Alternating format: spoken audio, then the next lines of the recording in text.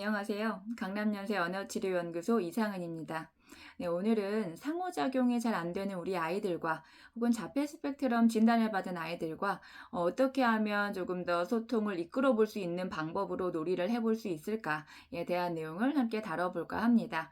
부모님들과 이제 이야기를 나누다 보면 자폐 스펙트럼 진단을 받은 친구들이건 상호작용이 그냥 부족한 친구들이건 자기만의 세계에 빠져 있을 때가 많죠. 그래서 어떤 놀이를 하냐 이렇게 여쭤봤을 때 바퀴를 굴린다, 혹은 자동차를 일렬로 세워놓는다, 계속 어딘가에다가 무엇인가를 넣는다, 이런 답변을 받곤 하는데요. 아직까지 우리 자폐 스펙트럼 아이들이든 상호작용이 부족한 친구들이든 우리 기능이 굉장히 부족하기 때문에 이렇게 감각 추구적인 놀이를 한다고 볼 수 있습니다. 사실 감각 놀이는 아주 어린 시기에 이제 이루어지는 놀이예요. 그래서 놀이 발달상에서 가장 초기에 이루어지는, 예를 들면은 아주 신생아 때는 구강 추구가 있기 때문에 뭔가 쪽쪽 빠는 행동, 쪽쪽이를 굉장히 많이 빤다든지 아니면 손을 빤다든지 이런 행동이 나타나다가 발달을 이루면서 점점 소거가 되고 뭔가 물건의 기능을 알게 되고 그것을 사용해 보게끔 되면서 그 다음에 이제 상징 놀이로 이루어지게 되는데요. 자폐 스펙트럼 친구들 혹은 상호작용이 부족한 친구들 혹은 인지가 조금 저하되는 친구들의 경우에는 그 놀이 발달 수준이 아직까지 굉장히 낮은 수준이기 때문에 자기 중심적이고 굉장히 감각을 추구하는 놀이, 시각을 추구한다든지 촉각을 추구한다든지 청각을 추구한다든지 그런 감각적인 놀이들을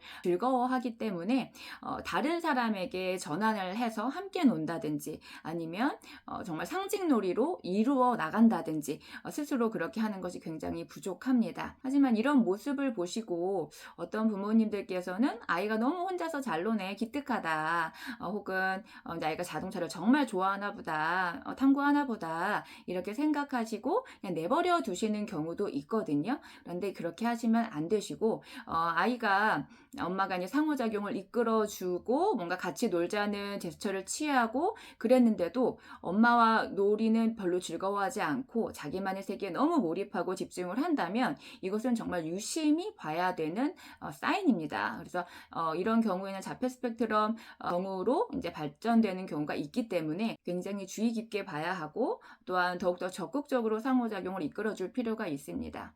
그럼 이 아이들과 어떻게 이제 놀이를 시도를 해볼 수 있을까? 어떻게 하면 의미 없는 놀이를 의미 있는 것으로 바꿔줄까를 고민하는 것이 핵심입니다.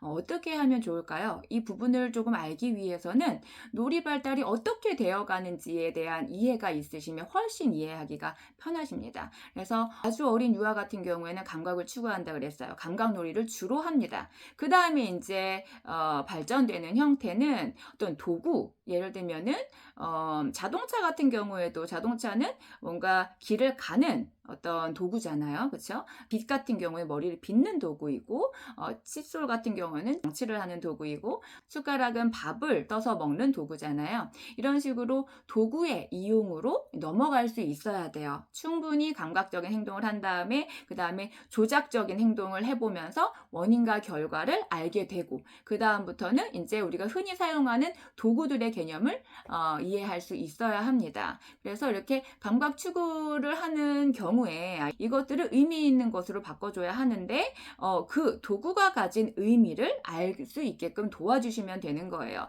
예를 들면은 자동차를 바퀴를 이렇게 굴린다. 근데 우리가 자동차는 그 기능이 바퀴를 굴리는 기능은 아니잖아요. 뭔가 길을 가는 기능이죠. 그렇기 때문에 그럴 경우에는 이거 자동차네, 빠방이네, 빠방이 여기 한번 굴려볼까? 그래서 이제 이렇게 쑥 밀어주는 거, 그리고 자동차를 쑥 밀고 아이가 반대편에서 받을 수 있게끔 해주는 놀이 너무나 좋겠죠. 어떤 친구들의 경우에는 소리에 굉장히 예민해가지고 특정 소리를 계속 듣는 경우가 있어요. 예를 들면 청소기 소리를 계속 듣는 경우, 드라이기 소리를 계속 듣는 경우가 있단 말이죠. 그럴 때는 드라이기 머리 말려 하고서 소리 듣는 것을 잠깐 멈추고 윙 하고 머리에다 갖다 대서 이거는 머리 말리는 도구야 라는 것들을 계속적으로 그런 시그널을 주시는 도와주시는 거예요. 그래서 이 아이가 가지고 놀고 있는 어떤 이 물건이 도구의 기능을 가지고 있다면 그 도구대로 사용하는 것들을 알려줘야 합니다.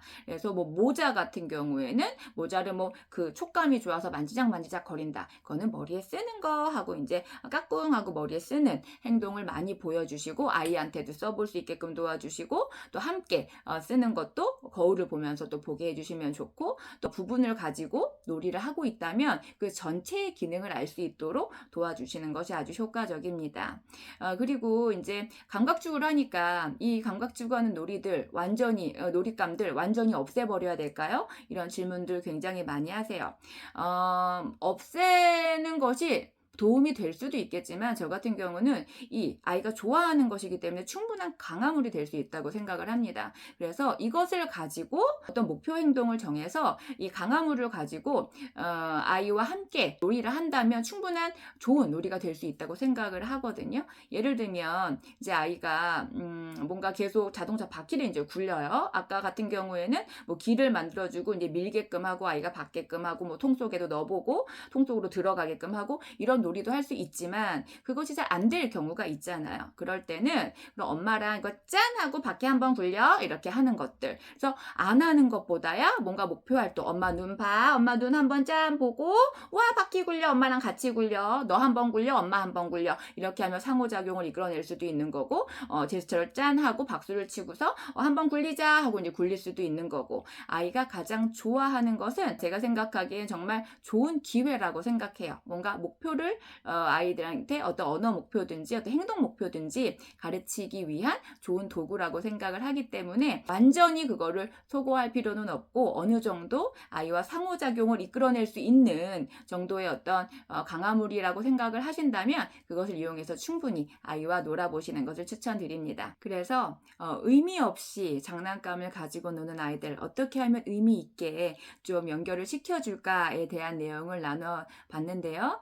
크게는 두 가지예요. 그러니까 정리를 하자면 두 가지. 그래서 그 도구의 전체적인 기능을 아이가 알 수 있게 해주는 것, 그것을 목표로 해서 이제 도구적인 기능을 알게끔 도와주시는 게 첫 번째.